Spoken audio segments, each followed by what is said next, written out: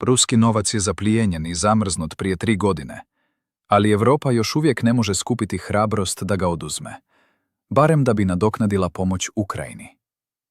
Europa se veoma boji, i to s pravom. Pogledajmo ovaj problem iz pravne perspektive. Mnogi komercijalni ugovori su potpisani između Rusije i Europe. Zvanično, nema rata. Niko nije objavio rat. I odjednom, Evropska unija oduzima ruski novac. Sa stanovišta pravnog sistema, to je krivično djelo. To je kršenje pravila neprobojnivosti tuđe imovine.